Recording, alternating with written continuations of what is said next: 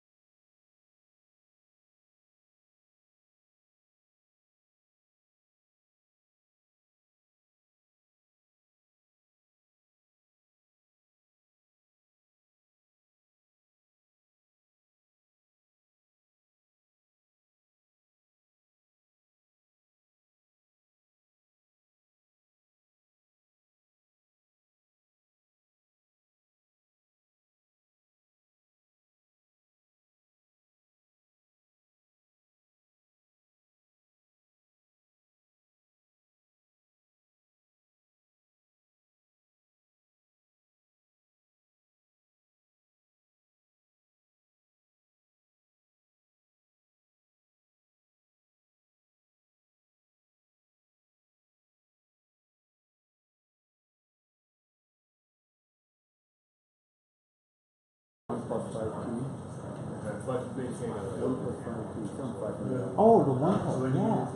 So they're a really cool company. They made a lot of really cool phones themselves.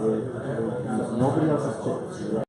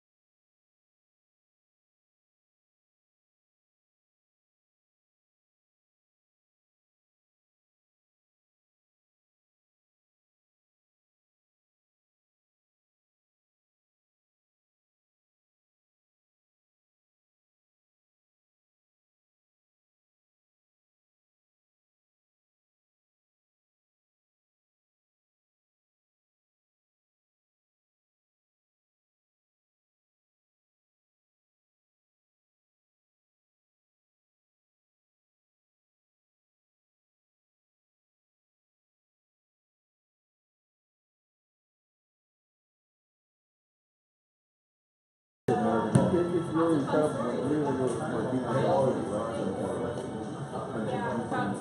They say that I tweeted it out in the tweet. This is yeah, it's true. I mean, Steve Jobs is catching up with it. Yeah, it used to be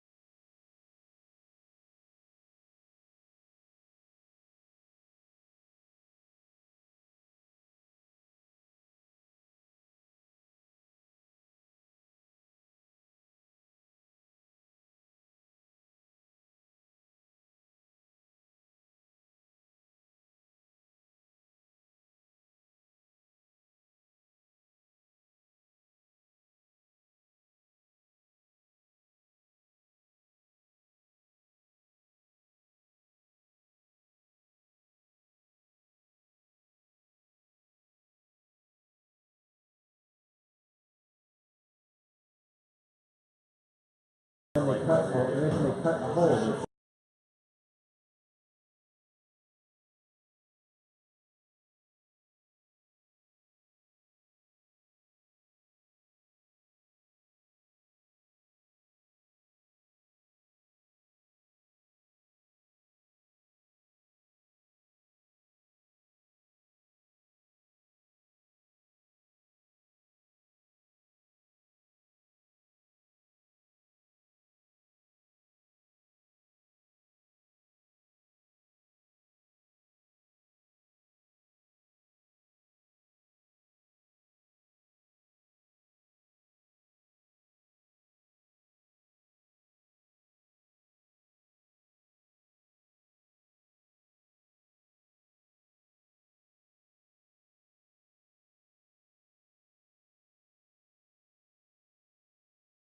Speaking of which, whatever spare, I think that computer worth whatever the screen is cost, and that's $275 or $30.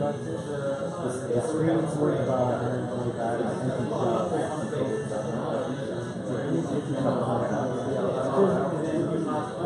I gotta wait until somebody cracks the encryption on where to get it.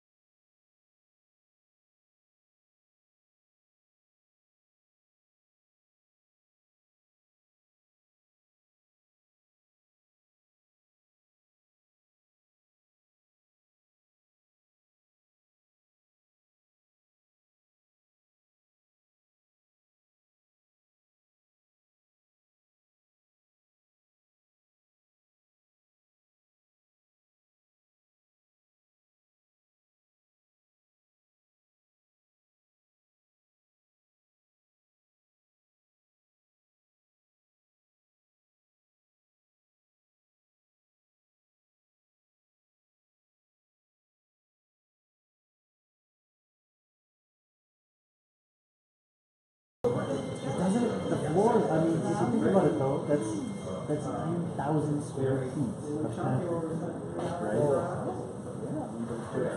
It's partially hollow, yeah. But if you do that, then you know what it is. On the floor, it's like at the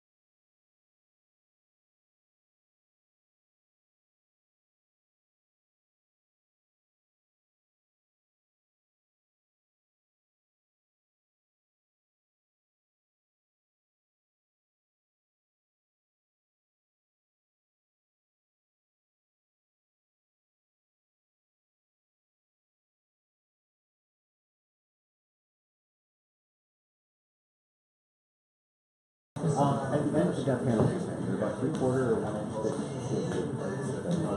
So it has those teardrop shapes. Third table.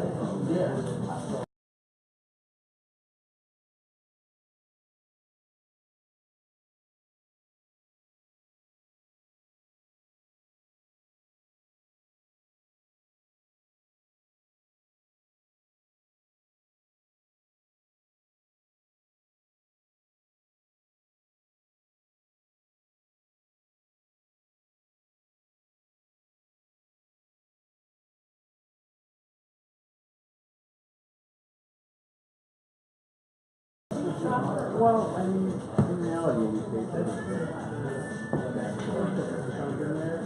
That is a lot. Absolutely. Alright, hello everybody. We found our microphone. Makes it way easier. We didn't have a microphone last time. Alright, hello everybody, thanks for coming. If you've never been here before, welcome to Sector 67. We do these monthly meetings just basically as a show and tell, set up to allow anybody to give a 7-minute talk on whatever they want to talk about. So there's a countdown timer in the back that counts down to 0, which sets off the cop lights, so hopefully people mind their time.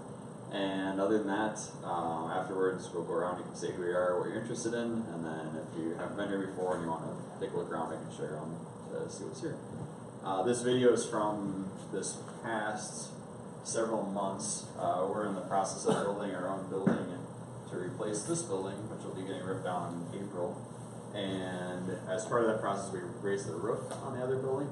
So this is showing sort of that process of walking through and setting up the roof raising and doing a whole ton of work. So right now we're working on building walls. So this past couple weeks, we've been trying to open up the project to more of the community and to try and get more people involved in helping. So if you're interested in helping out, the best thing is on the website up at the top right, it says contact us. We hit that, it sends me an email, and I can add you to the mailing list for when we're working on this project, which will probably be weekends and some days during the week for the foreseeable future until it's done. So we're trying to get it walled in before it gets really cold, and that way we can start to heat it and start to move things over and set up some of the interior stuff. So this is the roof going up. You can see it goes up about a foot at a time. And they have big hydraulic jacks and these huge piles of wood to raise the roof. That was one of the portions of the project that we hired out. So anyway, without further ado, I will hand it over to Heather, who's going to talk about a bunch of things she listed earlier that I told her I would remember. So she'll cover it. A cover for you? No, I said you'll cover the things that you said to me earlier that you talked about. Oh. I like to be organized. Alright, do I have to use? Nope. Okay. You're allowed now. So part of the ongoing fundraising for Sector is that some people have come together to host events that support Sector's finishing your fundraising goal, which is at like what? About $90,000 short, of course. Okay, $90,000 short. Well, we had an event on Saturday called Hop for Shops, and it was a partnership with Trademarking and Octopi Brewing. And so I have a couple pictures just from the event. At Octopi, you can bring your dog. And so at the event, what we had set up were maker stations around the perimeter of the space. And so Lima and Jesse were there, and they brought their vinyl cutter, and they were cutting out stickers that you could iron onto t-shirts. We had a 3D printer going that was printing off, I forgot to grab it, printing off specially made things that we had created, logos for the event. And then we also had, if you can kind of see back here, Tormach had brought over one of their CNC mills, and so they were milling out little dog tags that had the sector logo on one side, and then you could get your name or something on the other side of them. And so it went all day long, and we had buckets like with suggested donations at each of the maker stations, and then $1 from each food and beverage that was purchased also went to sector.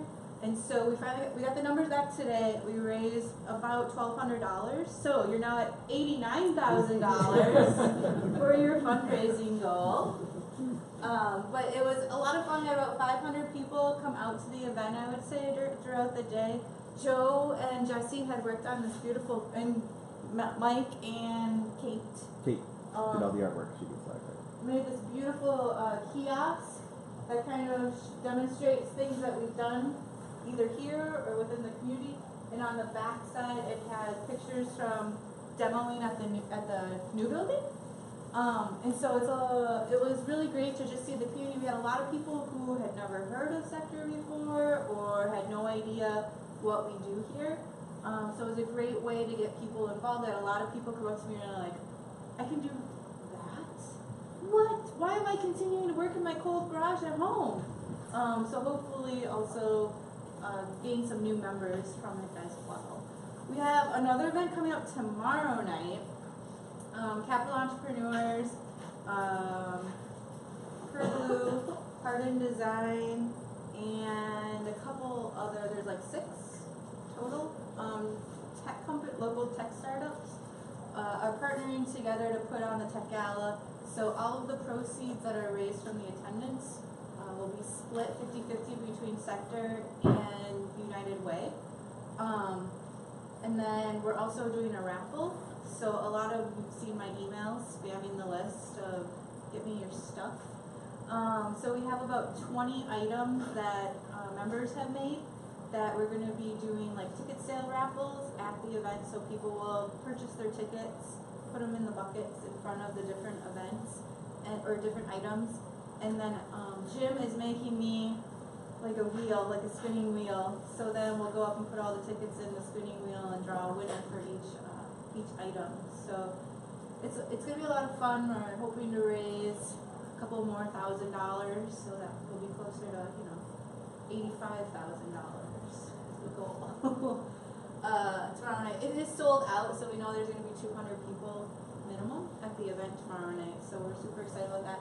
Ooh, their logo does not transfer well. Another cool thing that we have coming up starting in January, Gibs, which is a bar down Lily Street, right next door to Grandpa Pizza, they pick a nonprofit to benefit every month, and Sector was selected to be the January nonprofit. So we will be, I have a really hard task. I have to go sample drinks to create a specialty cocktail. Right, we're thinking something with Maker's Mark in it, or to kind of keep with the Sector Maker theme. Or if you have ideas, please feel free to send them to me. So the entire month of January, if you order that drink, 20% of the price of that drink goes directly to Sector. And then we're going to do a kickoff party on Tuesday, January 9th, which is the second Tuesday of the month. So you can come here the first Tuesday and hear me talk again about this, and then come the second Tuesday to drink. And then take all your friends and have your meetings at Gibs all month long, so that all the proceeds will go directly to Sector. So helping to chip away at fundraising goal. We wouldn't, without a lot of the members here, without the community support, we would still be a long ways from there. So we appreciate everything, all that you guys do to help us raise awareness outside of these walls as well. So, but, any questions? Somebody ask hard questions. Just no math questions, please. All right, thank you.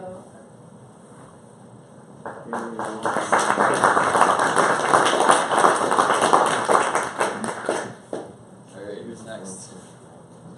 Anybody? Alright, go for it. Hello everybody, I'm John. I'm pretty new around here. I mostly do co-working stuff. I live in the neighborhood. I kind of came by the place a long time ago, and I've always wanted to find an excuse to spend more time here. I ended up spending a lot of time at Ford's gym next door. I got into boxing. I took a basic fundamentals boxing lesson and kind of kept going back and got very into it.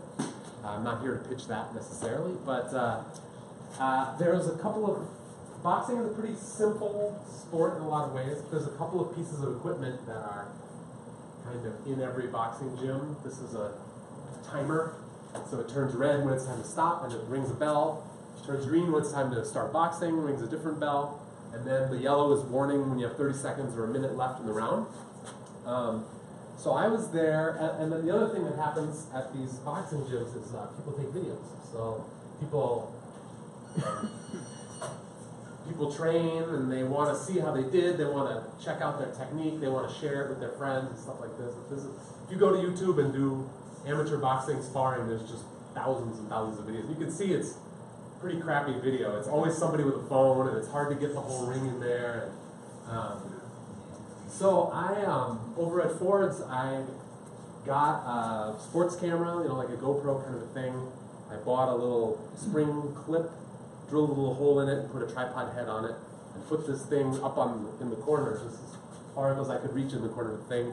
Took videos, wide angle lens, and everybody at the gym was so excited about this, and they thought it was the coolest thing. And I was going home and splitting the videos up into rounds and then putting them on a very simple website. And everybody loved it.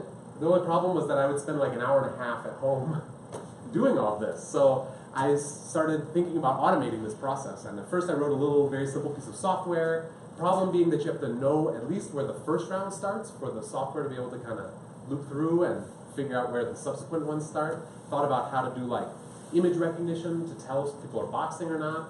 That doesn't really make that much sense. And then I had the idea of putting an embedded, like putting a chip onto a camera, onto a sports camera that would be wired into the boxing timer.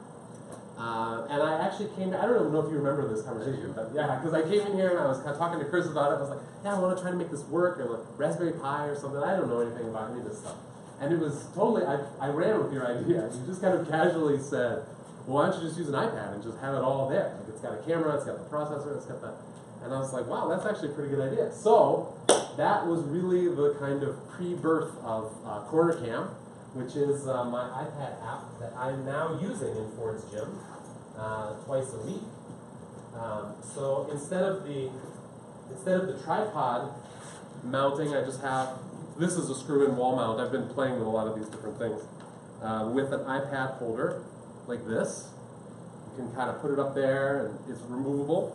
I'm going to show you what the app looks like. This also just happened to be a time when I was changing careers and going into software, so it's a nice project for me to have. But this is what the app looks like. I'm kind of trying to make it look as much like an old school boxing timer as possible, so it's got these very simple controls here. And then when you hit box, it gives you a red, green to go.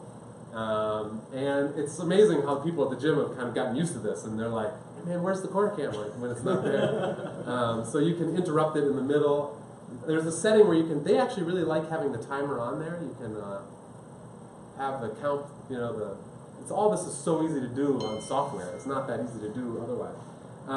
There's a little record switch here, and when I turn that on, it records all the rounds. So I can limit the number of rounds, and then here, and you probably can't see this very well, but I'm going to show more up there.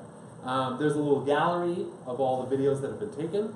By the way, I clip a little clip-on wide-angle lens on there, which makes it so you can kind of see the whole ring.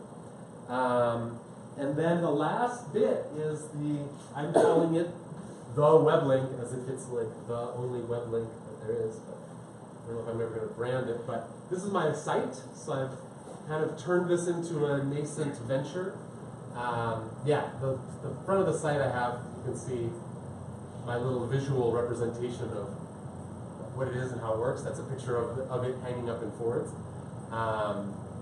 Spent a lot of time lately getting these things that seem like they should just kind of work to actually work. Oh, this is not going to work in here. I forgot about that. I thought I was going to Just log in this too. Should I just log? I didn't know. Yeah, you can already put his info. You can scroll down and just do different users. Yeah, I'll just do myself. Everybody pay close attention. Yes. Camera. Yeah, that's right. Everybody at home, make sure you try and memorize my password. This is for intended something complicated. Mine's all asterisks too. What's that? Mine's all asterisks too. Oh, it didn't work. I was afraid that might happen. That's really hard. What's that? Yeah, it's all right. It's too bad. It's pretty fun when it's basically the same kind of gallery as on the iPad. So it's got a video thing here. It's got a kind of row along the bottom. The things that I'm really working on that I got to figure out are tagging, so people kind of know which boxers are in the round anytime. It's really nice to have it all cataloged, so you can go in and say, I just want the rounds that I'm sparring in, or something like that. And then the other thing is trying to get the boxing community is not the most tech savvy community, so I'm trying to make it as much like an old school timer as possible, but you know, just kind of getting this stuff, pricing it right, getting it in there, and making it work. Anyway, that's kind of occupying, I'd say, about half of my waking hours these days. I'm supposed to be spending a lot more of that on my 9-to-5 job, don't tell anybody. But that's CornerCam. I think that's all I have to say about that. Yeah, questions? Yeah, questions anyone? Yes? Since you've got it up in the corner, how do you drive the app? You have to like touch the iPad, or do you have a remote to that? No, I actually wrote a remote app for a phone, but you know, I like the tech savvy thing. Like my coach is just like, it doesn't work. It's like, but actually, in the gym, it's very typical for somebody to say, hey John, can you run over there and just set it to 3 minutes? Because there's usually just a box in the corner. So once they got used to the idea that, oh, it's just like any other timer, then they do it that way. Yeah. So that's a great question. Yeah. Is there another question back there? Yeah? How's the sound? Like, can you hear it? Over there, we plug it into a computer speaker that's up there. But you could do it through Bluetooth or whatever, PA or whatever you've got. I haven't perfected that, but yeah, that's the idea. Yeah? So if you have a remote app and you get that functional, which seems to be like the logical next step, could you just put in like a name entry right there? Like, oh, it's, you know, Forge Gym can have their library with 20 guys in the box. And Yeah, absolutely. And in fact, I've got this, I've already got the tagging. Oh, no, it's not going to work because I'm not linked up, but I've got a little tag button and it pulls up a list of all the boxers and things like that. Okay. I found that my coach is very impatient with that. Yeah. You know, people are just spoiled. They're used to just like, why doesn't it just work? So it's, that would be ideal. The other thing is that people tend to be like watching the rounds, and then after the rounds they're giving people advice, and they're not thinking, oh, now I got to look at my phone and do this thing. Do people wear the same headgear all the time? Yes. So couldn't you put like a QR code? I was absolutely, I had that idea. I think the biggest problem with the QR code is it'd get rubbed off, I think. People getting hit and stuff like that. I don't know really how. But it's a great idea. Tattoos? You're good, yeah. I thought of like, you know, like even pinning something on people's back because your back never gets hit, you know, like just, or something on the gloves so people can go up and kind of scan their code, and that would get rubbed off too. Now facial recognition is a big thing. You know, Amazon Web Services is doing this, and iOS has their own libraries. I don't know. I had another friend that had the idea of, hey Siri, it's John against Nathan today. You know, I don't know. I think that's actually going to be a lot harder than any of the other But if things. you let the users try that though, people get frustrated because they keep having to pour through your website for 30 minutes. So if you go both ways, they could get bored. Absolutely. Around, so they could be like, at this, I'm tagging myself next time. Yeah, absolutely. And I'm really anxious and excited to get it into gyms to see how people actually use it and see if they say, hey, we need a remote control or whatever. Yeah. Any other questions? Yeah. Well, I'm sorry. No, it's okay. No. Are you currently or expect to actually generate revenue from this, or Yeah. from the App Store and stuff? Yeah, I actually did the entrepreneur training thing at UW just this spring and kind of wrote out a business model and stuff like that. So my idea is the gyms pay like $30 a month to have the hosting, and then boxers pay $5 a month to have access to the videos. I think that sounds pretty modest. Maybe it was like capitalism and take one with them, or? I'd like to monetize that, just have like, export packs, like, 99 cents for 10 exports. I think it could go a long way. And yeah, I'd like to link it to Instagram and Facebook so that, because a lot of the videos is for vanity. People just want to show it off to their friends. So probably would want a little bit of minimal editing in there so you don't have a whole 3-minute round on Instagram or something. So you gotta go to Fiverr, so you just link them up with somebody's a video editor on Fiverr and like figure it out. That's interesting. Yeah. There's so many libraries, on iOS especially. It's just most things you can just drop it into your project and before too long you have it working. But yeah, How many people have boxed before? Anybody boxed? that's cool. Boy Scout. It's not the demographic that I'm usually running in, but it's a lot of it has to do with like who actually does box and who wants to have their videos recorded and is willing to pay even $5 a month for it. Yeah. I mean, given that, have you thought about how you market to them? Like when you have it ready to go and you have the model, how do you? It's a captive market. I actually, from the USA Boxing website, I was able to very easily, and I wouldn't even call it scraping. They just have this list, but I have a database of 2,000 gyms in the country. So I think mailings and maybe a little Facebook advertising, but probably mailings. I think I'm gonna have to convince the boxers that they want it, and then they're gonna convince their coaches to convince the gym owners to get it. But yeah, it's all in the future. But I'm excited about it. So yeah, these are great questions. Have you thought of live streaming that too? It's a different, like, I think it's a different thing, the interval timer, because that's really what I bring to it, is like, it starts and stops, and has them all chopped up for you, the rounds. But yes, people have asked me about it. I think there's much better software. I don't think I could really compete with the live streaming software that's out there. It's already like there. Are you watermarking your videos at this point? Yes, no.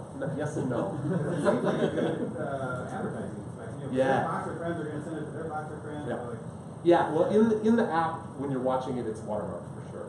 And you can make it full screen, but there's still an even bigger watermark. And it's a pretty trivial thing to do to kind of stamp it on there. But that's actually a really good idea. I haven't kind of systematically done that yet. But you're right. People are like, wow, that's a beautiful video. And then it's got CornerCam right on there. So, yeah. Yes? What did you use to develop the software? Swift for Mac. So I was getting into Mac development, and so I learned all the modern languages and the modern libraries. And then this is Spring Boot, Java, just basically a Java web app driver. Auth0 is the library that I use for the login, which I'm really happy with, except it sometimes doesn't work. I haven't quite sorted all of this out. And then Amazon Web Services. I'm hosting the database and the website on Amazon Web Services. I think that's all, and Hibernate for database management. So, yeah. To give people a little bit of context, how long have you been working on this? Like, how long did it take you to learn this? Yeah, that's it. Just a good. I started doing software stuff 2 years ago, but I had experience in it before. But I really dove into this at like a year and a half ago. Yeah, that's what got it to here. So in a year and a half, you can make an iPad app and a website that works. And I'm lucky. I have a cousin that I'm very close with in age who has been in iOS development for a long time, and so I had somebody to call that was motivated. He was excited about my career change. So no, this has all gone very smoothly. I think it's gone very smoothly, and I've had tons of time to put it. I was an academic before, so when I decided I don't want to be an academic anymore, I could just start programming all the time. It's a flexible career. So I just stopped being an academic without telling anybody. Yeah, I'd say two years with a lot of help and basically a full-time job is what this was. Yeah. any other questions? Thanks. Thank you.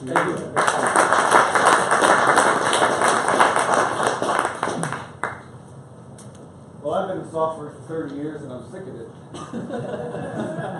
So I'm looking for a career change.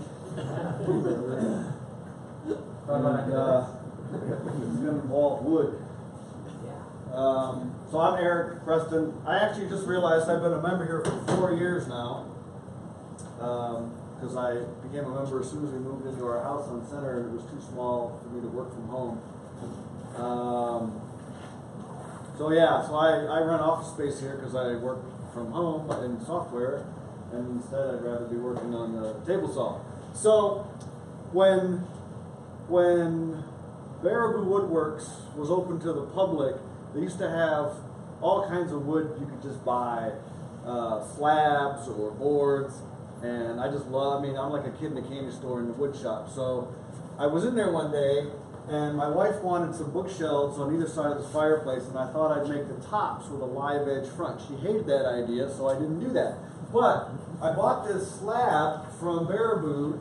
It's bur oak, and bur oak I love because it's a native species of tree, and it's the oak savanna ecosystem is endangered all around the world. And it's not the fanciest wood in the world. You know, people think of cherry or walnut or whatever, or quarter sawn white oak. This is just straight sawn bur oak, and this board was a mess. It was checked, it was cracked, it was warped.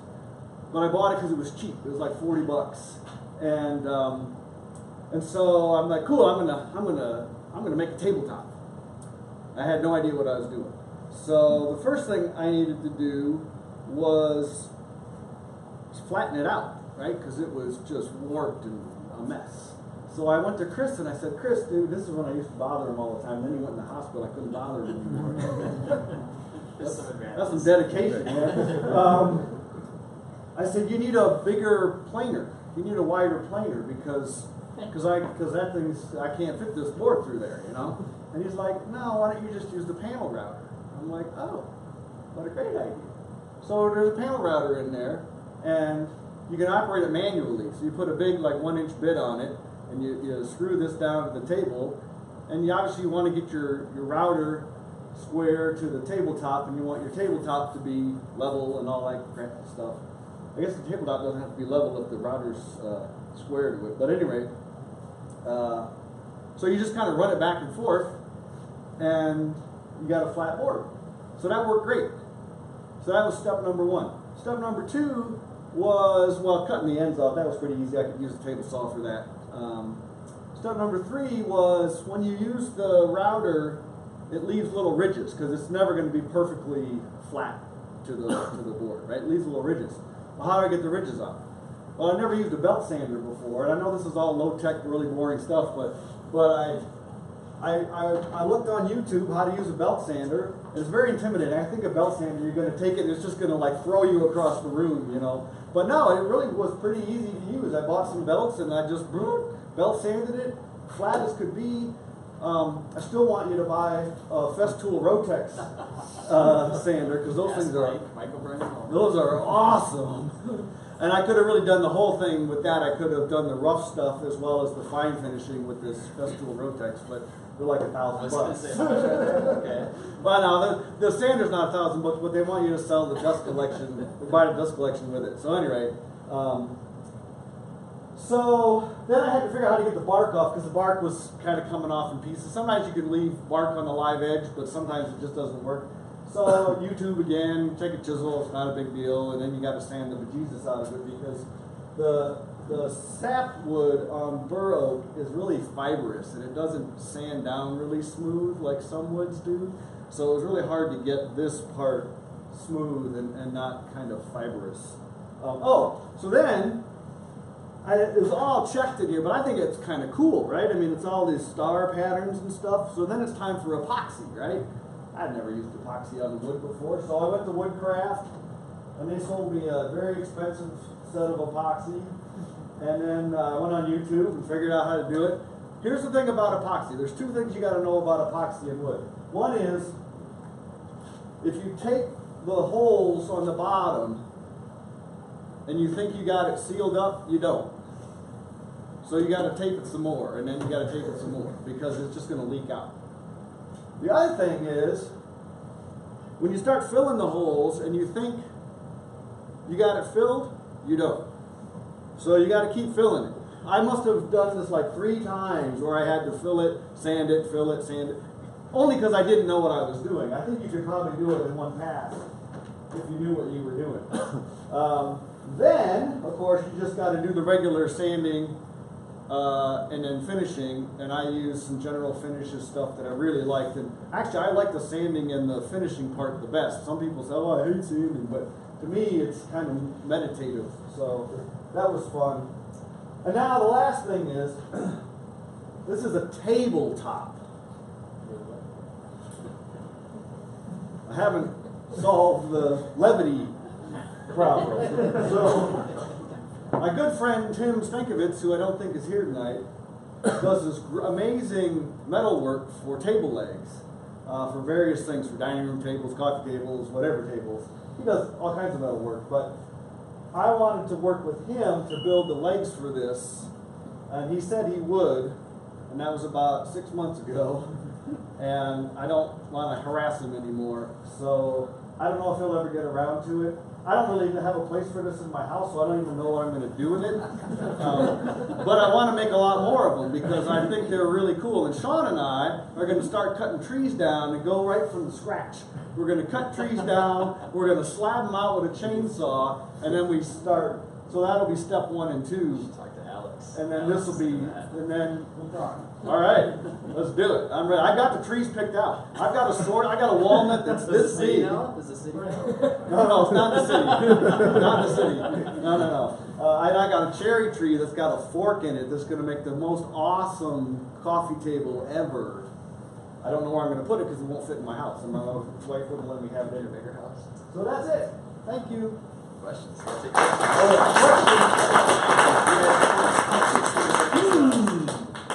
Questions? Yeah, it's not rocket science, is it? So, how long did that process you described take on that? So here's the thing. I do all this stuff part-time because I got a full-time job, as Chris knows. And so, like academics, I work full-time. So I don't really know. It probably took me 6 months the lapse time. Sure. But I don't know. It's not that hard. The panel router, getting the panel router, if I did that like every week, then I would get the hang of it. But that's kind of just getting it set up on the panel router, that's kind of the hard part. But it's a great solution. It's a wonderful solution. You have a 4 foot by 8 foot slab as long as you can haul it in here. Exactly. So did you route perpendicular or parallel to the grade? I routed perpendicular across, and I think that's what Chris told me to do, and it worked. It worked fine. Yeah, I found that fascinating. Oh, and the thing about that though, don't slow down. You gotta move that bit. Don't go too fast, but you gotta move that bit across, because otherwise it's just gonna burn the wood. I mean, you don't have to slow it down very much, and it'll burn. And getting the burn mark out. You gotta. This used to be about a 6/4 or a 5/4 piece of wood. It's lucky if it's a 3/4 piece of wood. It's not even 3/4 at this part here, you know. So it was in pretty bad shape when I started. So you got to be pretty careful there. You end up with just sawdust. As a rule of thumb, too, when you have rough cut lumber, you're going to get about half the dimension in finish cut. As a general, what I've seen around here. Maybe if you're a professional, you can get a little better.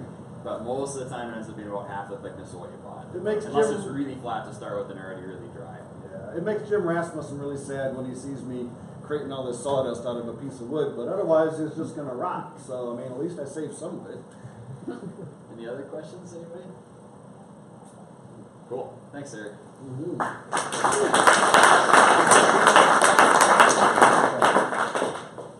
Who's not go for it? Yeah.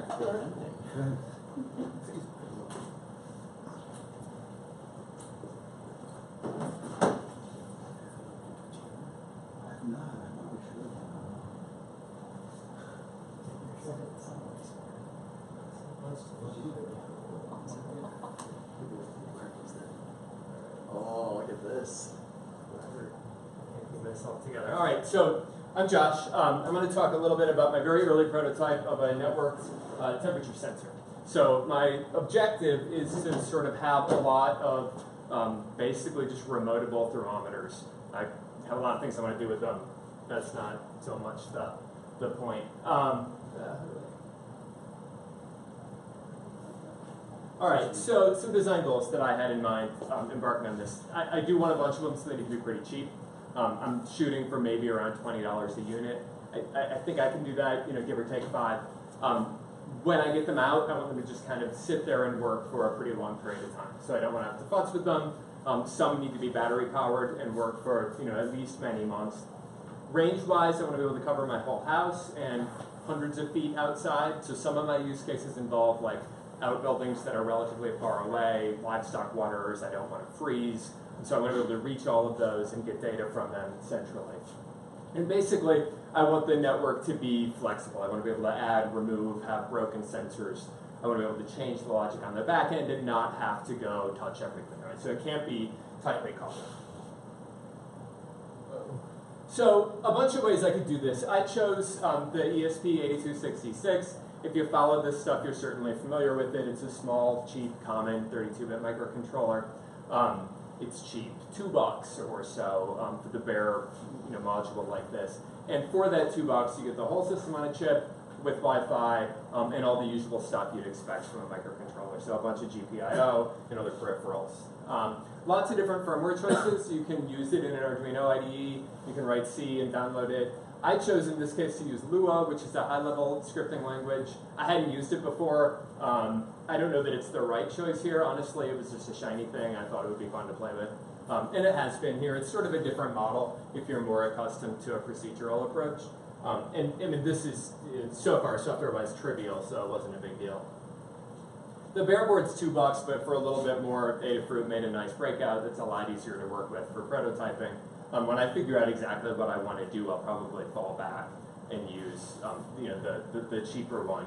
But for your extra $8, you get buttons, you get the FTDI broken out for a console cable, and there are other versions for people other than Adafruit that do the same idea. But that's what I chose to do. So I mentioned I wanted to run for a long time. Power was really a large consideration. On the Adafruit breakout, there's a voltage regulator, so I can give it anything from 3 to 6 volts, and it'll do what it needs to do to get it down to the 3 that the chip needs. I used a variety of battery combinations in testing, different sizes and chemistries and capacities, and they really all worked just fine. The main question, of course, is how much does it draw? The sort of baseline guidance is about 250 milliamps. That's, I think, a really conservative assumption. It assumes you're talking both directions on the Wi-Fi kind of constantly. So of course that's not the case. But even if you discount that a ton, say 10% of that, you still would end up with days of runtime, which is nowhere near enough. So the answer is this deep sleep mode that the chip has. And in deep sleep mode, it drops to like 10 microamps while it's sleeping. Now it's not doing anything, but I don't need to be measuring temperature constantly either. So for example, if I take a 10-minute interval between readings and put the board to sleep in that time, and then account for the power cost of waking up, getting back on the network, reconnecting to the messaging protocol, the blended draw ends up being about 0.15 milliamps. So that's something I can work with. Just taking that straight up with the 2,000 milliamp battery, that's over a year. Now, that's sort of theoretical. I haven't quite seen that yet. For one thing, I'm not waking up quite quickly enough yet. It turns out DHCP takes a few seconds, so I need to get that out of the picture. And there's some cost to actually doing the sensor reading that's not accounted for in that earlier estimate. But I did a little empirical study, and I set it to a 5-second sleep cycle instead of 10 minutes. So it's still going through that process of restarting and taking a reading and sending it in and going back to sleep. And with just a 600 milliamp battery, like a little 9-volt rechargeable, it went for 3,400 cycles. So if you then extrapolate that back out to a 10-minute interval, like the actual cost of sleep time is really low, that suggests, almost a month. And with the bigger battery, like what I have in this prototype are 3 AA's rated at 2,000 milliamp hours. So, it would be 2.5 months. So that's getting much closer. There's a big thing I haven't done yet that I think will make an enormous difference, and that is to get a lot smarter about how often I send the data up. So if I want to take a temperature reading every 10 minutes, almost always the temperature reading now and 10 minutes from now, pretty much the same, right? So I think the easy win is to add a little logic to say, I'm not going to send it in every interval reading. I'm only going to send it in if it either changed a certain amount or if a certain amount of time has elapsed since I last sent it in. So I think just, back of the napkin, I should be able to take another order of magnitude out of all of this. So if we go from, 2.5 months plus another order of magnitude, that seems totally workable. Now that's a really long battery time before I need to worry about changing it. So when I actually go send the data, I'm using MQTT. It's a common publish subscribe model for messaging. So the center of this is a thing called the broker. You could run it on anything. I'm just running it on a Linux box. And the publishers in the network, so in this case the sensor, when they wake up and send, they get on the TCP network, make a connection, and just shoot a short message up to the broker.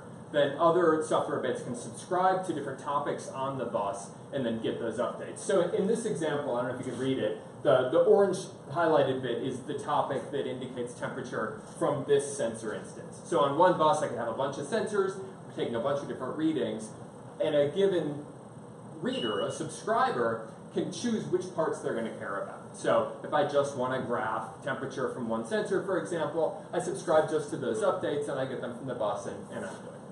So the really critical part here is that I've totally decoupled, or this lets me totally decouple collecting the data and sending it up from whatever I want to do with it. And I could have multiple different bits of logic doing things with it. Maybe something wants to graph, something else wants to monitor and alert when a threshold's violated or something like that. So this very nearly writes itself, but I mean basically what it does, there's a little button I can press to put it into maintenance mode if I need to debug or something. But otherwise, it starts up and it does the stuff in green, gets on the network, connects to the broker, takes a reading, sends a message, and goes to sleep.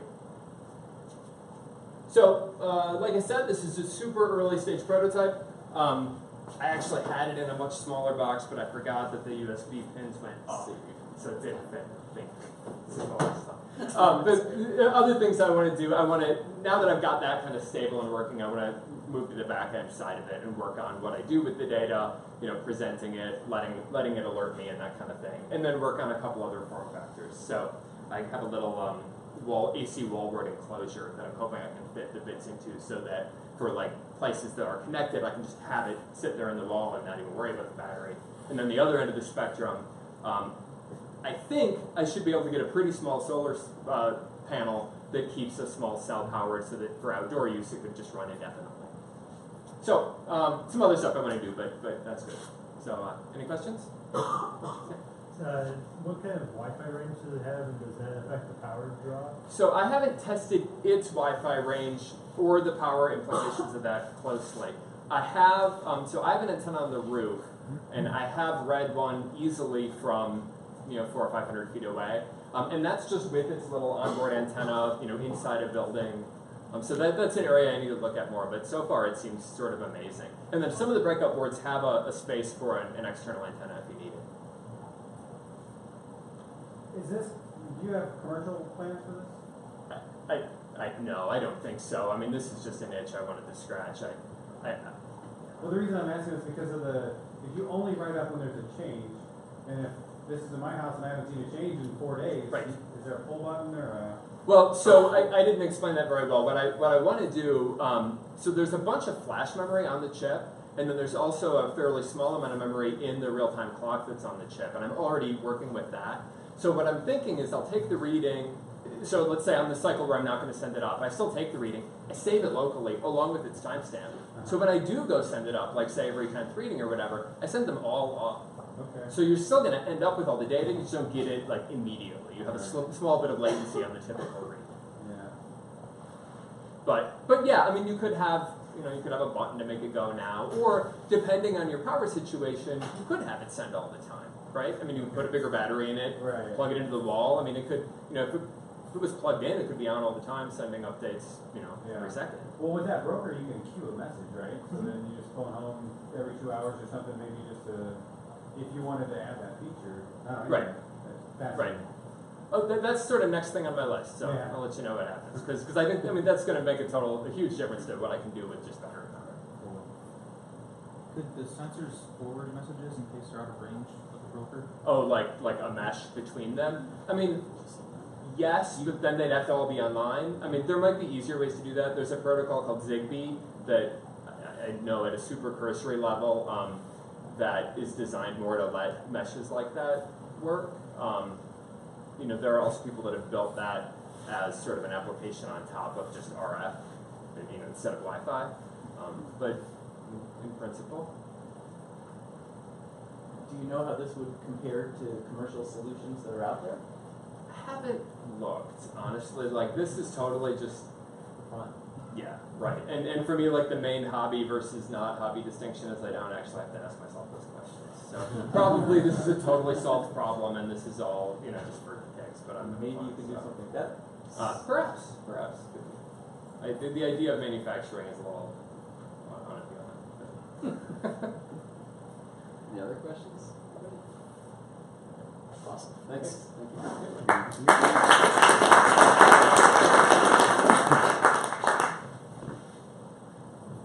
Hi everybody, I'm Bob, and this is a Wacky dancer. This is the costume that I made for Halloween. We made about 190 of them total so far. Yeah, so I'm going to talk to you about the process of selling these things, because a couple months ago I already talked to you about the process of making them. So, most of the work happened in about the month before Halloween, and selling took place all the way up to a week before Halloween. And the reason that I stopped at that point was because I could no longer ship them in time to people and have them arrive before Halloween. So, I'm going to show you some stuff really quick about how the selling went. So, we had selling take place in two online places. There was the wackydancers.com website, and then there was Amazon. And this was my first time selling a product on Amazon, so it was a huge learning experience. But let me show you the awesomest graph first. These are all of our Amazon sales. So they're color coded by by which ones we sold, although there wasn't a color for purple, or not purple, what was missing? Pink. Yeah, pink is orange. But anyway, yeah, these are the units that we sold. So California and New York got a bunch, but so did the rest of the United States. It's pretty awesome. It was really cool seeing like all these different states and like order after order. It was awesome. Yeah, so on Amazon we ended up selling 157, and then on the wackydancers.com site we sold another 8. So it was 165 total right before Halloween. And the only reason that it was that number was because that was as many as we had made. Like, we sold out of everything we could make. It was pretty cool. And I was really getting on Joe's case to assemble them faster. And I was working my butt off too, trying to get them all, as many made as we could so that we could ship. There are lots of interesting statistics that you can get out of Amazon. So here's units sold by date, and you can see most people procrastinated. So there were 2 weekends. These are the 2 weekends before Halloween. So on those 2 weekends, I had about 25 orders over the course of the weekend. So Monday morning turned into Monday afternoon, and shipping like a whole bunch right before the last mail pickup of the day. So yeah, it was pretty intense trying to get all of those orders fulfilled. It's very time consuming, and if you're going to be selling stuff online, you need to consider how much time it takes to fulfill. It's a lot. What else?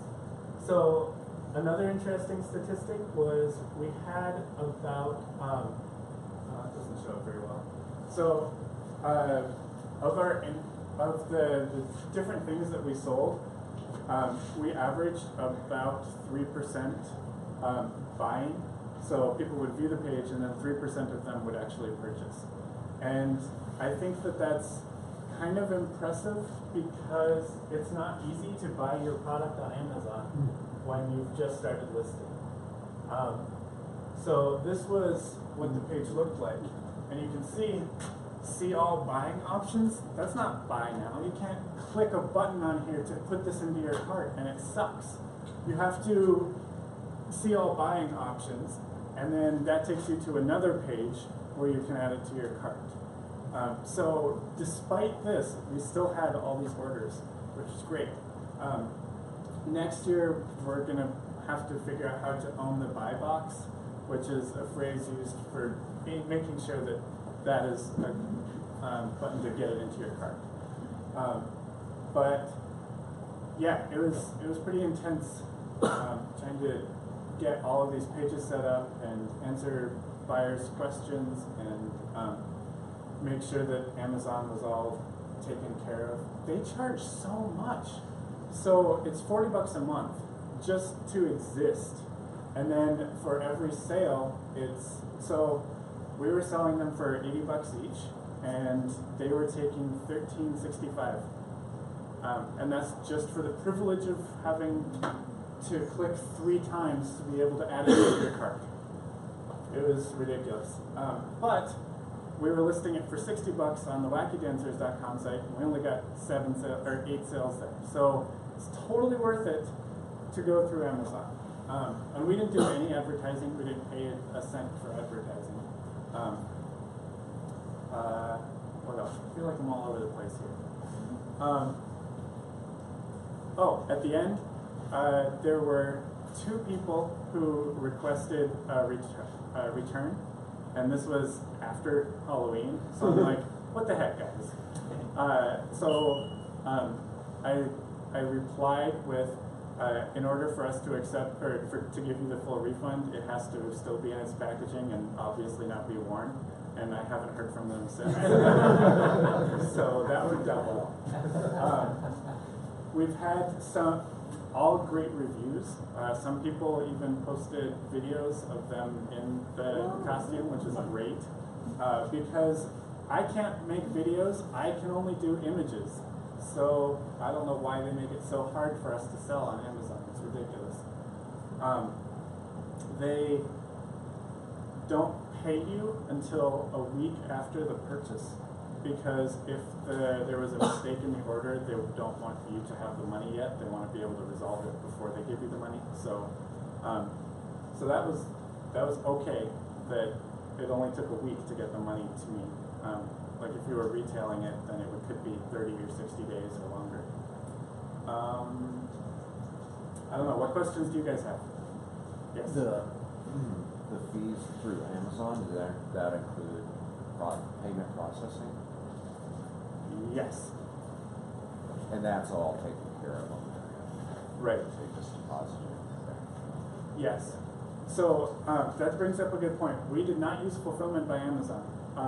The reason for that is because we were making stock, like inventory, up until the day it shipped. So like we couldn't have shipped it to Amazon and had them unbox it and put it onto their shelves in time.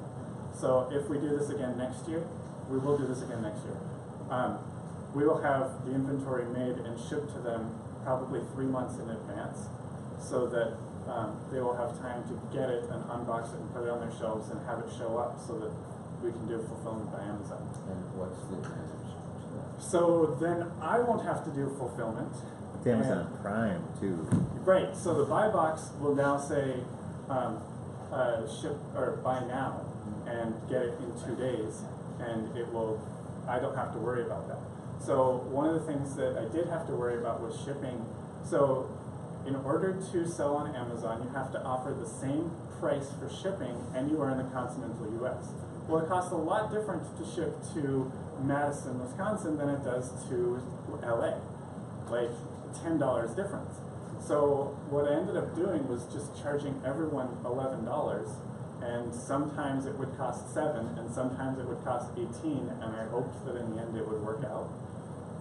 But if we do fulfillment by Amazon, then they end up taking, instead of $13, it'll be like 19 or 20, which is a lot. But then they take up they do all of the fulfillment, and they worry about the shipping too. Yes. Was not having them fulfill part of why you couldn't own the buy box, or is it more complicated than that? I think it's more complicated than that. So I haven't registered the trademark for this yet. So there's this whole thing within Amazon of having a registered brand, and once you have a registered brand, then that makes you more legit as a seller. So I think that's one of the factors. I think having only just started on Amazon is another factor. And then having fulfillment by Amazon is another big one. Yes. When you said registered trademark, are you talking about U.S. Patent Trademark Office or per state? USPTO. Yes. What's the experience of something like Etsy, which is like more small buyer type stuff, or small producer? I haven't used Etsy. Okay. Is that right? Yeah. So do you have any data on how the 2,000 people that view your site and then the 160 that actually decide to purchase, like how they even heard of Wacky? I have no idea how they heard about it. So no, I don't have that information. But we specifically tried to kick butt on Twitter. So we had someone who was acting as if she was a wacky dancer. So whenever someone mentioned Wacky Wild Inflatable Flailing Arm 2 people, she would go in and reply as one of them. So it was hilarious, and it was a lot of fun. But we think that that's how some people got attracted to it. But there's no way to trace that? There's no way to trace it. Yeah. I think I can trace it more through the wackydancers.com. But through Amazon, it's just a sort of a black hole. Yeah. I mean, the customers who viewed this item also viewed, that has been interesting for me, because one of the things that was happening in the beginning was you would see our costumes, and then you would see disposable hampers, or the collapsible hampers, because people were like, oh, I could just make one for myself. And so then they would be trying to compare to see how much that would cost. And now it's populated with other competitors that really suck. So this one is for kids only, so it's super short and small, and it got bad reviews. These two are the same thing, and it doesn't have any frame, so it's just this tube that's wrapped around you. Anyway, yes. Well, related to how did people find it? I mean, did you set up keywords? I mean, how did people find it? I think that people were so I was very specific about wacky dancers. Okay. Because Wacky Wild Inflatable Flailing Arm 2 people is the thing that people know these things as. So when I picked wacky dancers, I wanted wacky in that phrase. So I was very, very careful about that. And I think that's where people were searching. Yes? I think your next promo video should be a Cool's Flotilla. I remember coming beneath the bridge you guys were on, and there was a guy in a canoe grilling some brats. You guys were up there, that was it, I think. Yes. Did you pick the title up there, Wacky? Yes, I picked that. So, yeah, so we have all of our costumes have names that are puns that have a dance and their color. So like Salsa Verde is our green because it's salsa, like dance. And we've got Blue Danube, which is a song. There's Cha-Cha Pink, and yeah, anyway. Yes. So can you get them made in China next year, so it costs you like a billionth of the cost to make these things? Right. So our material cost was about $18 to $20. The assembly, the labor cost was about $15 to $20. Amazon is taking $15. which doesn't leave me much. So I ended up, I'm still at a loss, even though we've sold as many as we have, and I haven't even considered the amount of time that I've put in, which has been many, many hours. So yeah, we are looking at ways to reduce costs, both in the materials as well as the amount of labor. I mean, I hate to put an American out of a job here, but you know, you got to get real. Yeah. Yes. Okay. I think it is sustainable in the U.S. because they did sell for that price. Yeah, yeah. And if Yeah. you made more of them, you Yeah. could get it down. It's just actually finding the labor is actually not as easy as I thought too. Right, and part of the problem is this was the first batch that we did, so I was only ordering in quantities of 1,000 yards of fabric, which is kind of a lot, but it's still only enough for 250 outfits. So scaling up is going to be expensive. I'm going to have to put in a lot of cash and then hope that these things sell and that I get my money back. But yeah. So you send 250 units to Amazon, and they sit on it in their warehouse 3 months before Halloween. Yeah. Do you pay rental space? Or do you have to like, Yes. is there any exchange of? It's per cubic foot, and they're only like an inch tall when they're all squished down. So it's Yeah, genius. The they perfect squish down product an inch thick. for Amazon. So you That have stuff to. is- So you pay rent at the warehouse. Yeah. There is no downside for Amazon. Like, they're raking in the dough every which way. I have friends who sell on Etsy, and they say they're getting killed. You ask for $12 shipping, and they're like, or I could pay $0 and have it delivered on Sunday at 10 a.m. for no extra cost. And Yeah. it's What hard. about eBay? Is that worth doing? I could. I'm already selling it on Amazon and wackydancers.com. I don't know that there's a whole lot of benefits to expanding out into save money or Yeah. considering that. Well, it's not necessarily about saving money as much as it is getting it in front of people. Any other questions? Beck? You had mentioned that the learning curve in selling Amazon is somewhat steep. Do you have a program that you followed, or was it just kind of learn as you go? I was in a hurry, so it was learn as I went. Yeah, I imagine I could spend. They had a lot of helpful videos and other stuff that I just kind of glossed over. But if I wanted to, it was all there. And their customer service was great too. There were a couple times where I had issues, like with some shipping stuff and weird orders, but their customer support was great. Awesome. All right, Thanks, thank Bob. you.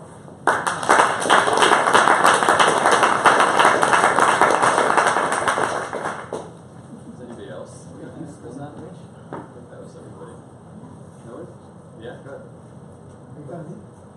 Yeah? Yeah, so, Yeah, so I just wanted to, I'm James, I used to be a member here full time, but I moved 3 hours north, and it's been kind of a challenge getting down here, but I just wanted to give an update to something I started a few months ago, actually earlier this year. For those of you who don't know me, I used to be a member here, I work for a healthcare company in town, but my passion is in illustration, and that type of stuff, and I had this idea, the genesis was probably 10, 12 years ago when I used to live in the Northwest. But when I moved out here in 2012, it started taking shape. And I moved away probably 2014 up north. And but this idea was still brewing. And since then I got married, had a couple of little girls, and it's taken a whole life on its own because the girls really love these characters.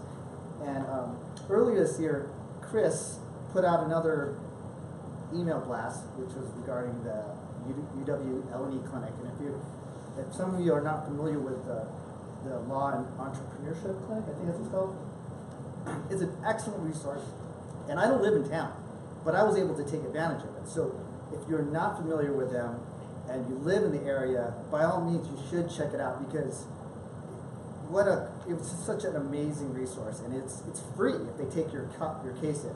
So Chris sent this email blast out, and I just happened to have formed finally, officially, a little company, and so I contacted them because I wanted to get this project off the ground. One aspect of it, which was trademarking. I don't know anything about this thing, so I, in a hurry, filled out the little application online and submitted it, and they took my case, and I met with him a bunch of times, and I drove down here for a couple, and then I handled most of it on the phone. And I just want to report on that experience. Overall, it was very positive. Didn't cost me a dime except for gas money and some time and that kind of stuff. But it was so informative. And I finally filed my trademark stuff about a month and a half ago, and learned about all the different things about filing a trademark with the USPTO. It's very different than filing a trademark with the states. With each state, you have so much more protection, for one thing. The cost is a lot higher, but it's drilled down to all these specific and discrete categories. And so for my product, it's more an intellectual property, a bunch of little characters I designed and some stories and that kind of stuff. So there's like merchandising in the future and print and electronic media and that type of stuff. But during the interviews, what I learned was that I don't know anything about law and trademarks. And there are also, you're working with people who don't know it either, because you're working with students. And so in the end, I got a bunch of some specific instructions on how to file this stuff on my own, which I didn't read right away because I was in the process of, it's summer and that kind of thing, and then I had weddings to go out of state and all that kind of stuff. And so when I finally got to read it, I was like, this student sent me somebody else's instructions. And I was like, oh God! So like, it was very specific, but it was not to the thing I was filing. So I followed it as much as I could, and I submitted it, paid my fees, and all that kind of stuff. And so you get an email saying that you'll be contacted by a representative of the USPTO within 3 months, and to take your case and review it and all that kind of stuff. So I'm crossing my fingers that all the research that we had done collaboratively will end up having a success at the end. But nevertheless, I'm still promoting it because they're awesome. And you were actually working with actual attorneys. So Ogden Glazer, they're in town. They're like down near the Capitol. They're sweet. Like, I was speaking to them, and they were giving me so much information, just like just dumping it on me over the phone. And I'd never even met them before, except just talking with them. And when I've actually contacted trademark attorneys, some pretty top-notch ones all over the country, and they don't want to talk to you, even if they know you through a very dear friend of theirs that is a colleague that works in the industry. They don't give a crap. They want you to sign the line that is dotted and dump the cash. Whereas these guys were just so accessible, and then they're like, the school's right here. So if you need to take advantage of some law resources and you don't have a big budget or no budget like I did, I highly encourage you to do so.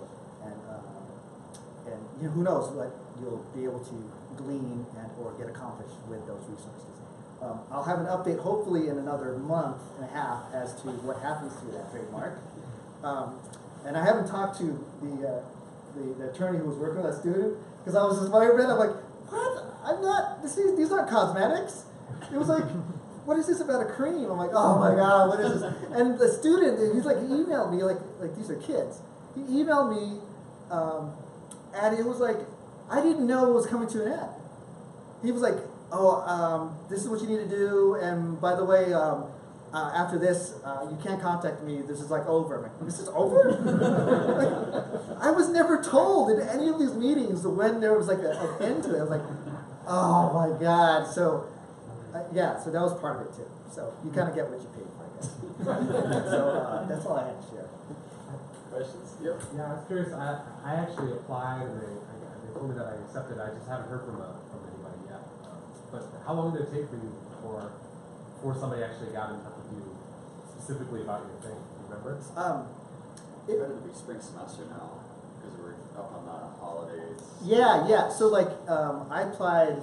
That was in the spring, and I had to wait for the next session started. Mm-hmm. So I think it was like a couple months or something, and but once I got the acceptance thing, I was pretty excited.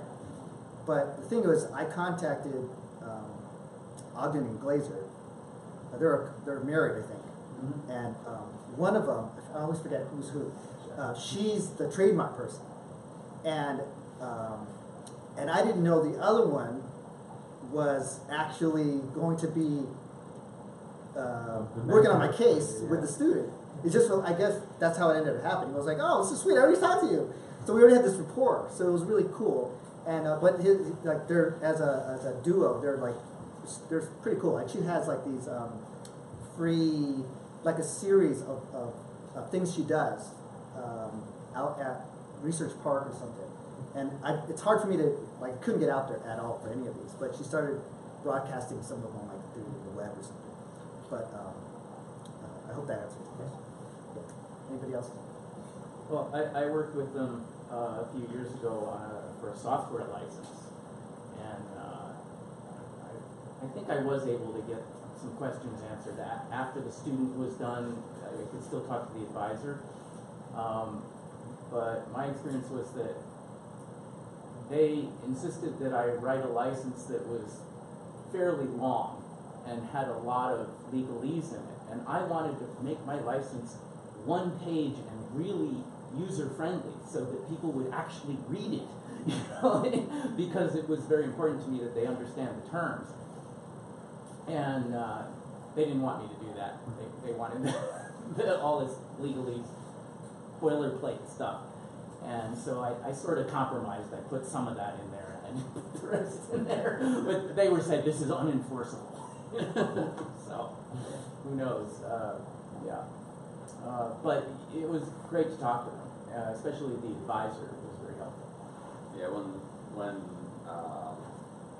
the law entrepreneurship clinic was starting was when I was starting, and so they had helped us with some of the paperwork basically for membership and some of that stuff. So yeah, they've been doing it for about 7 years now, 7 years. So it's been a great resource, and like I said, they're supervised by a real attorney, but they do have UW students who are working on your project, and some of them are a great fit. That's part of the reason for the time delay is that they're getting students on, and the students are going to pick what their cases are, or vice versa, get assigned to them based on what their interests or their strong suit is, or what they're hopefully going to go off and do in the real world.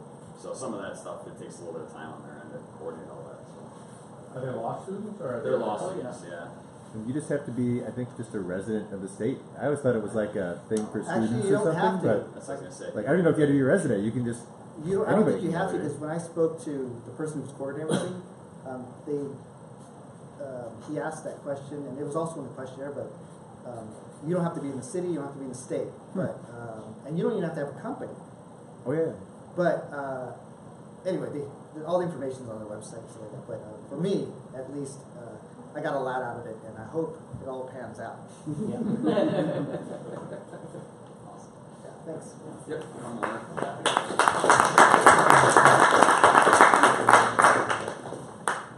Anybody else? Oh yeah, Chris. I knew there was another one. I just couldn't remember what it was. Last but not least, maybe? Maybe leave. Maybe least? Alright. Does anybody else have anything? Alright, I think Chris is it. I could do it on Ford ignition timing for. Nobody wants to hear about that. Yeah. So I'm in the Madison Motorcycle Club. Been into motorcycles for a while. 2 years ago, we tried to put on our first ice race in a long time, at least since I've been alive, I think. The club used to, back in the 70s, back when they would put a third wheel on the side and basically have a sidecar race. But technology has gotten them to, you now get basically what looks like a hex head screw, but it's cut out, so it's got two little spikes on each side. And they put them into the tire, and there's ones for grabbing, ones for cornering. Anyways, it's really cool what you can do on a motorcycle on the ice now. So they're holding races all over the place, and AMA puts it on, and the typical AMA trophy is really lame. So, okay, yeah. So I volunteered. I was worried about that. I don't know if this cord's good at all. Oh, there it goes. So if you line it up, it's a little off there.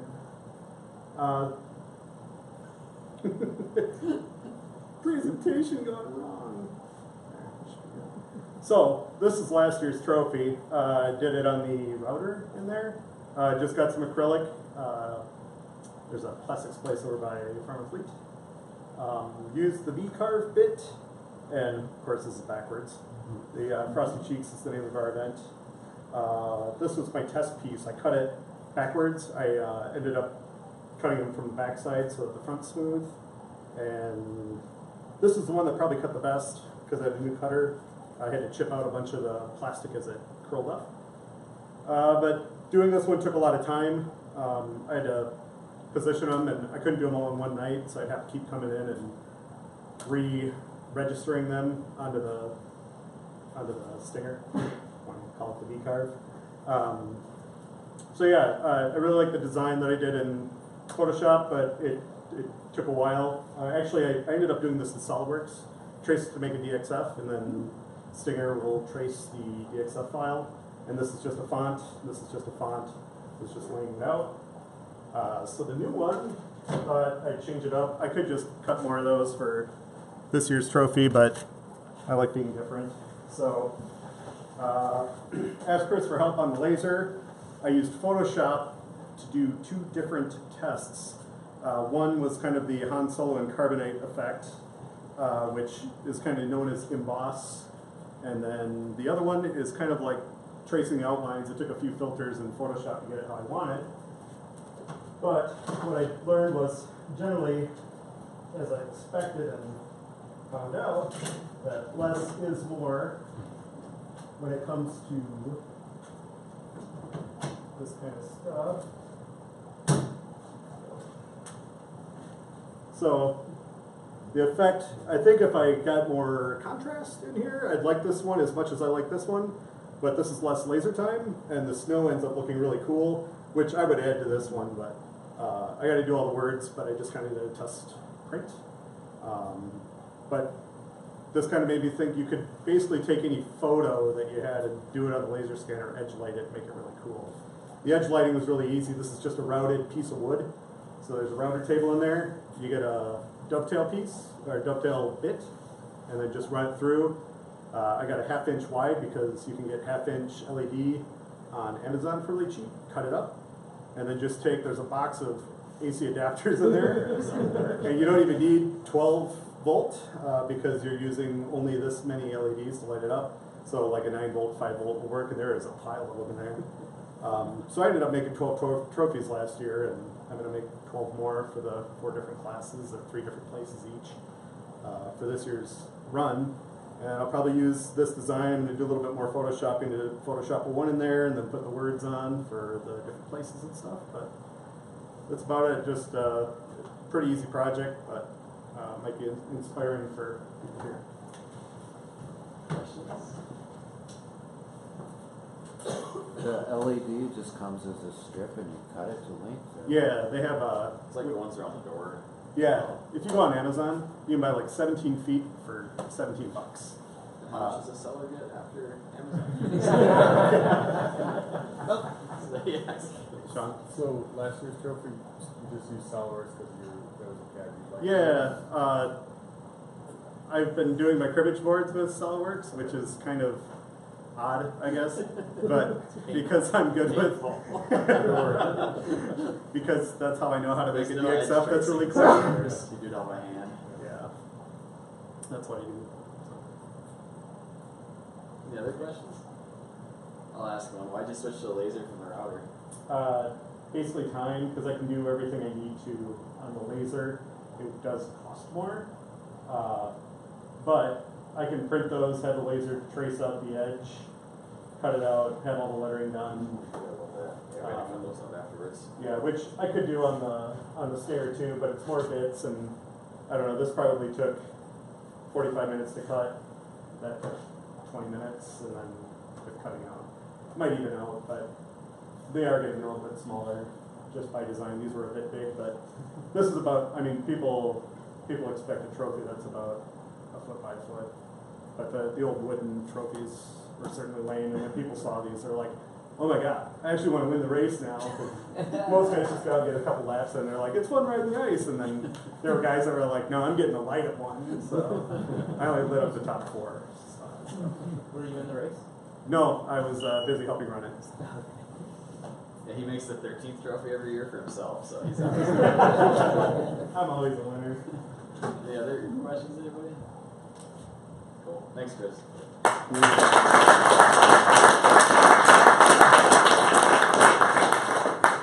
Great. Nobody else? Perfect.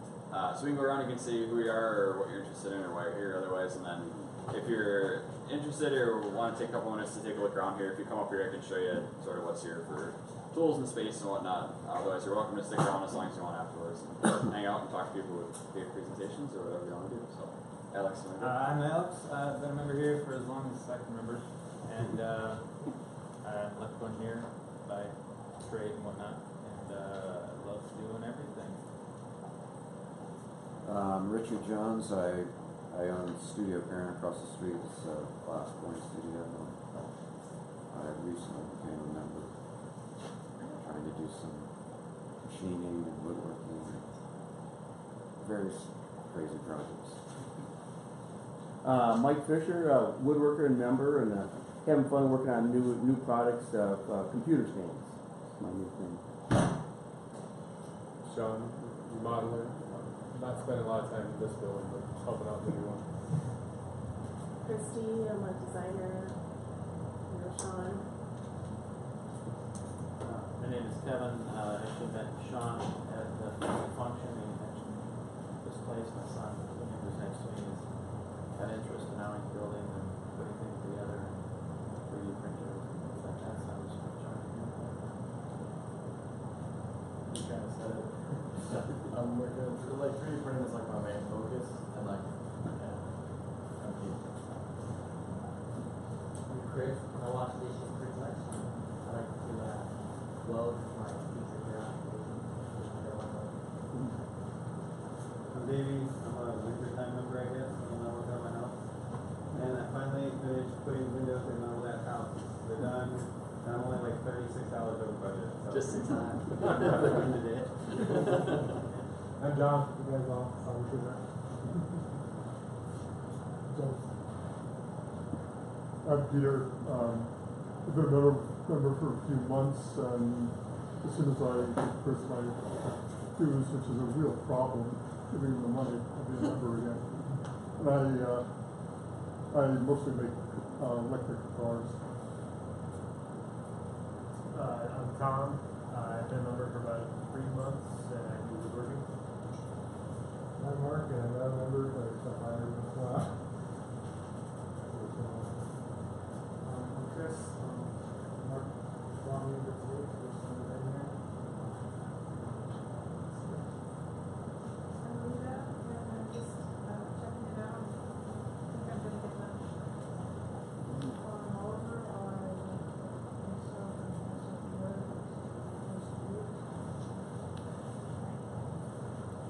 My name is Adrian, and I'm a designer. My name is Reed. I work in real estate tech. My name is Chris. Nathan, I'm over here. Work in technology. I'm Mark. I'm member. Chris, member for 3 years. That's not what I do. I'm Robin. I just moved to Madison, and I work in IT, and I've always heard of this place a long time ago, and I always wanted to check it out, and I like the idea of hacker spaces. So, Eric, I'm out in the incubator space. There's a few of us back there. We're doing a startup to optimize chemical mixing process, mixing. And we're applying this to two-part epoxies to start.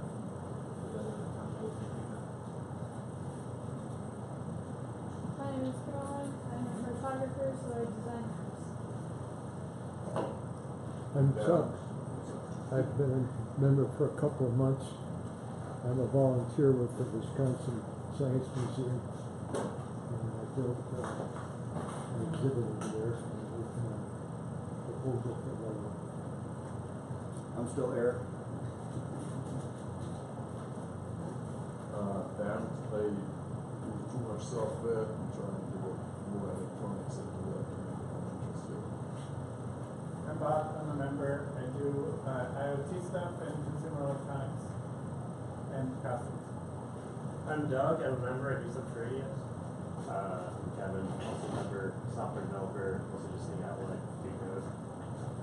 My name is Davi Post. I do software, a little bit of hardware, known around here for knitting machine software.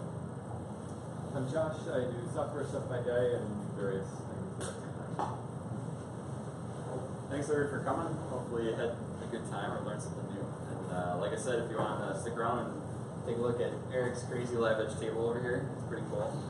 They do make glow in the dark epoxy, and that might be the next. Oh, I know. You can also mix all kinds of crazy stuff in the epoxy too, right? Glitter and whatever, and so. Cool. Thanks everybody.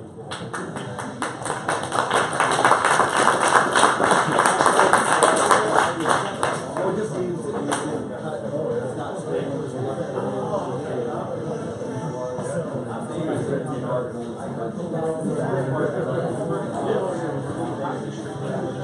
No, I don't think it's strength. I think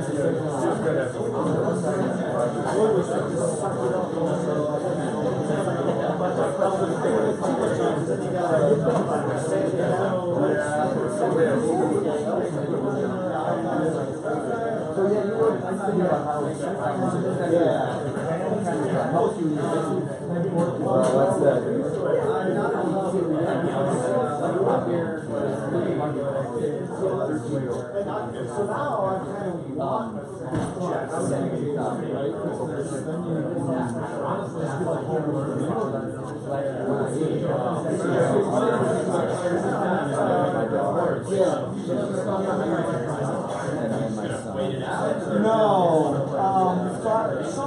He's actually.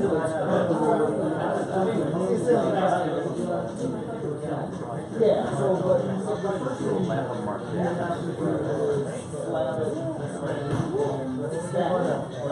but